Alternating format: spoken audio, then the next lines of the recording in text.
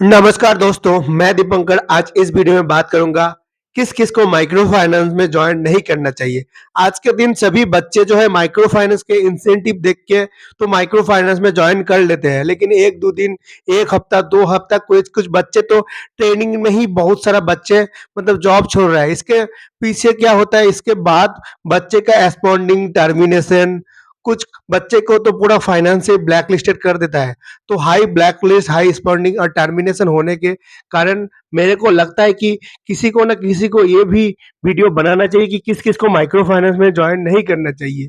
और जितने भी बच्चे माइक्रो फाइनेंस में जॉइन करने वाले हो या माइक्रो फाइनेंस में जॉइन करने के बारे में सोच रहे हो, आप प्लीज़ ये वीडियो मिस मत कीजिएगा, अंत तक देखिएगा ताकि आपको सारे इन्फॉर्मेशन सही से पता चले, ताकि माइक्रो फाइनेंस में जॉइन करने के बाद आपको कोई पछतावा नहीं हो।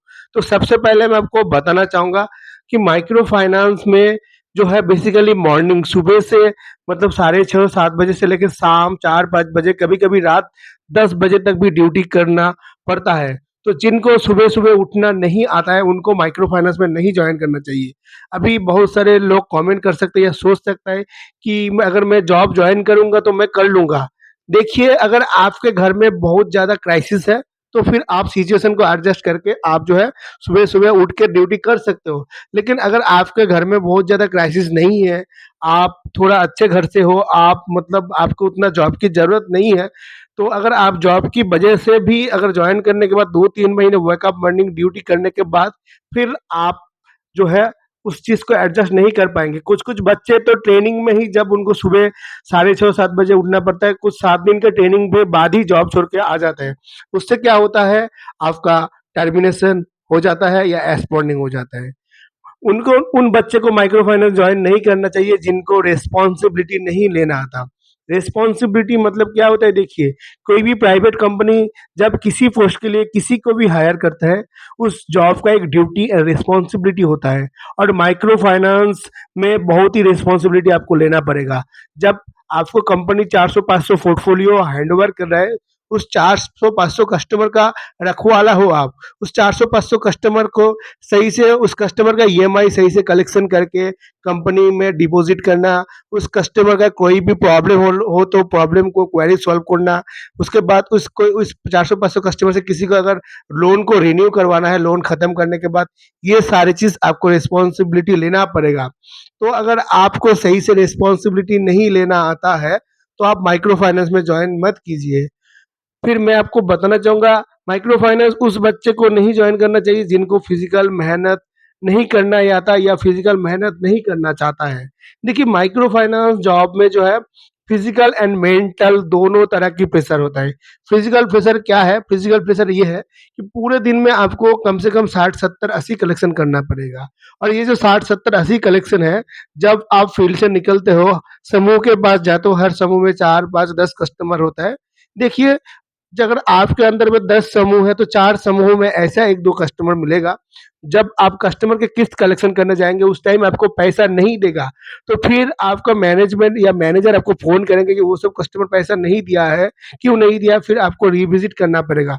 तो उसी सिचुएशन में फिर आपको जो है जब आप घर लौटेंगे उस टाइम आपको रिविज़िट करना पड़ेगा। तो इसीलिए फिज़िकल मेहनत बहुत ज़रूरी है। और माइक्रो फाइनेंस में अगर आप जॉब कर रहे हो, सोर्सिंग का एक प्रेशर रहता है या बिज़नेस करने का, तो कई बार जो है आप कस्टमर के एक लोकेशन में जाते हो, डॉक्यूमेंट्स क्राइटेरिया मैच नहीं होने के कारण आपको बहुत ज़्यादा फील्ड मूवमेंट करना पड़ता है। फील्ड मूवमेंट मतलब बाइक भी चलाना पड़ता है। तो अगर आपको फिज़िकल मेहनत नहीं करना आता या फिज़िकल मेहनत आप नहीं सह सकते हो, तो आप माइक्रो फाइनेंस में जॉइन मत करो।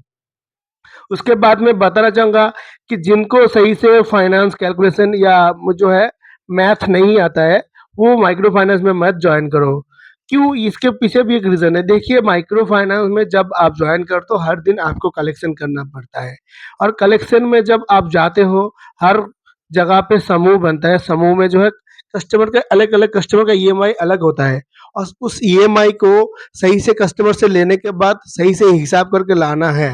तो कई बार कस्टमर बहुत सारे मार्केट में ऐसा कस्टमर मिल जाएँगे कि आपको पैसा नहीं दिया लेकिन अपना लोन खाता में जो है लिखा दिया है।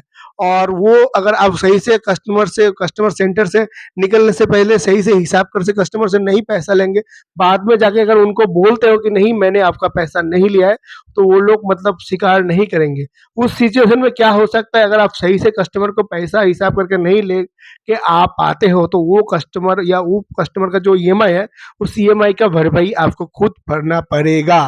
माइक्रो फाइनेंस में जब भी आप कोई भी कस्टमर का ईएमआई लोन खा मतलब ईएमआई लेने के बाद लोन खाते में जमा कर देते हो या सिस्टम में पोस्ट कर देते हो, उसके बाद अगर कोई भी पैसा खो जाता है, खर्चा हो जाता है, उसका पूरा रिस्पॉन्सिबिलिटी आपके ऊपर होता है। तो इसीलिए अगर फाइनेंस में अगर आपको सही से मैथ नहीं आता है, तो आप माइक्रो फाइनेंस में मत जॉइन करो।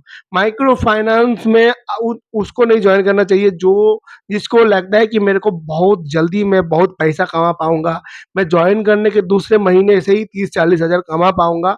वो लोग माइक्रो फाइनेंस में मत जॉइन करो। देखिए, सबसे पहले तो माइक्रो फाइनेंस में इंसेंटिव कैलकुलेशन तभी चालू होता है जब आपके अंदर पोर्टफोलियो ट्रांसफर होता है। कुछ कंपनी पोर्टफोलियो दूसरे महीने से दे देता है, कुछ कंपनी लगातार 3 महीने काम करने के बाद फिर आपके नाम पे पोर्टफोलियो ट्रांसफर करता है। फिर पोर्टफोलियो ट्रांसफर होने के बाद ही जो अगर आप सोच रहे हो कि आपको तुरंत इंसेंटिव मिलना चालू हो जाएगा, तो भी आप गलत हो। पोर्टफोलियो ट्रांसफर होने के बाद उस पोर्टफोलियो को सही से कलेक्शन करना है और उस पोर्टफोलियो के अंदर जो बिजनेस टारगेट या लोन बांटने का टारगेट है, उस टारगेट को आपको कंप्लीट करना पड़ेगा। अगर आप टारगेट कंप्लीट करते हो, फिर आपको जो है इंसेंटिव मिलना चालू होगा। तो अगर आप जनवरी में ज्वाइन करते हो, जनवरी फरवरी में समझ लेते हैं एग्जाम्पल के लिए, लगातार 3 महीने आपका ट्रेनिंग हुआ, फिर अप्रैल में जाके अगर आपको नाम पे पोर्टफोलियो ट्रांसफर होता है, अप्रैल में बिजनेस टारगेट कंप्लीट करते हो, तो मई में जाके आपका इंसेंटिव चालू होगा। कुछ महीने पहले ही पोर्टफोलियो ट्रांसफर कर देता है कुछ कंपनी, लेकिन मैक्सिमम कंपनी 2-3 महीने बाद ट्रांसफर करता है पोर्टफोलियो। ये लेट ट्रांसफर क्यों करता है, इसके पीछे भी रीजन है। क्योंकि कई नए बच्चे को अगर मैंने पोर्टफोलियो ट्रांसफर कर दिया और वो अगर जॉब छोड़ के चला जाता है, तो कंपनी के लिए बहुत ही हैम्पर बन जाता है। क्योंकि हर बच्चे को कैलकुलेट करके ही पोर्टफोलियो ट्रांसफर किया जाता है। तो कोई बच्चा अगर अचानक फील्ड से भाग जाएगा, तो कंपनी जो है उस कलेक्शन को सही से मेंटेन नहीं कर पाएंगे, और दूसरे बच्चे को अगर बोलता है उसका कलेक्शन करने के लिए, वो करेगा नहीं, क्योंकि उनके नाम पे ऑलरेडी बहुत सारा कस्टमर है। इसीलिए माइक्रो फाइनेंस कंपनी में जब भी आप छोड़ते हो, कंपनी रिजाइन डालने के बाद नोटिस पीरियड इसीलिए कम करने को बोलता है, क्योंकि कंपनी को आपके जगह पे एक नया बंदा को जो है भरना पड़ेगा। नहीं तो कंपनी का लॉसेस होगा। क्या लॉसेस होगा? कलेक्शन का लॉसेस, बिजनेस लॉसेस। तो माइक्रो फाइनेंस में यही सही काम होता है। तो माइक्रो फाइनेंस में जो लोग सोच रहे हो कि लगा मतलब मैं बहुत जल्दी में इंसेंटिव कमाना शुरू कर दूंगा, वो प्लीज माइक्रो फाइनेंस में मत ज्वाइन करो। माइक्रो फाइनेंस में जॉइन करने के बाद अगर आपको लगता है कि आप सोच रहे हो कि मेरे को मतलब 2 साल के अंदर या 3 साल के बाद ही मैं मैनेजर बन जाऊंगा, अगर ये सोच के ज्वाइन कर रहे हो कि बहुत जल्दी प्रमोशन मिल जाएगा, तो आप माइक्रो फाइनेंस में ज्वाइन मत करो। हाँ, वो बहुत नसीब वाले लोग होते हैं जो 1 साल के बाद असिस्टेंट ब्रांच मैनेजर या 6 महीने बाद बन जाते हैं। 100 में शायद एक या 100 में 0.5% लोग ऐसा होता है। लेकिन मैक्सिमम टाइम माइक्रो फाइनेंस में प्रमोशन के लिए आपको लगातार 2 साल काम करना पड़ेगा। 2 साल के बाद फिर आपको प्रमोशन मिलता है। सैलरी इंक्रीमेंट हर साल होता है सभी कंपनी में, लेकिन प्रमोशन मतलब क्या होता है कि आप एक नीचे एक पोस्ट में हो, उसके बाद आपको सीनियर एक डेजिग्नेशन मिलता है। सपोज आप फील्ड स्टाफ में हो, 2 साल काम करने के बाद आपको असिस्टेंट ब्रांच मैनेजर का प्रमोशन मिला, तो प्रमोशन के लिए आपको जो काम लगातार करना पड़ेगा। माइक्रो फाइनेंस में उनको नहीं ज्वाइन करना चाहिए जिनको जो है जो लगातार इनको लगातार जॉब छोड़ना पड़ रहा है कि मैं एक कंपनी में जा रहा हूँ, कंपनी का सारे प्रोसेस समझने के बाद जब आपके अंदर रिस्पॉन्सिबिलिटी या पोर्टफोलियो हैंड ओवर होता है, उसके बाद आप उस पोर्टफोलियो को मेंटेन नहीं कर पा रहे हो, कलेक्शन को नहीं मेंटेन कर पा रहे हो, और आप सोच रहे हो कि कंपनी गलत है, लेकिन एक्चुअल में कंपनी गलत नहीं है, आप हैंडल नहीं कर पा रहे हो। तो जो लोग लगातार बार बार स्विच कर रहे हैं कि नहीं कंपनी गलत है, ये चीज़ दिमाग में घुसा लिया कि नहीं कंपनी गलत है, मैं दूसरे कंपनी में जाके काम कर लूंगा, उनको माइक्रो फाइनेंस में ज्वाइन नहीं करना चाहिए। और जितने भी मैंने ये पॉइंट बताया है, एक माइक्रो फाइनेंस स्टाफ होने के कारण मैंने जो अपना सेल्फ रियलाइजेशन किया है अपने एक्सपीरियंस के आधार से, मैंने वही सब बताया है। अगर किसी को कोई भी पॉइंट गलत लगता है तो आप प्लीज़ कमेंट कर दीजिएगा। कोई अगर गलत होता है तो मैं उसके लिए भी माफ़ी चाह लेता हूँ।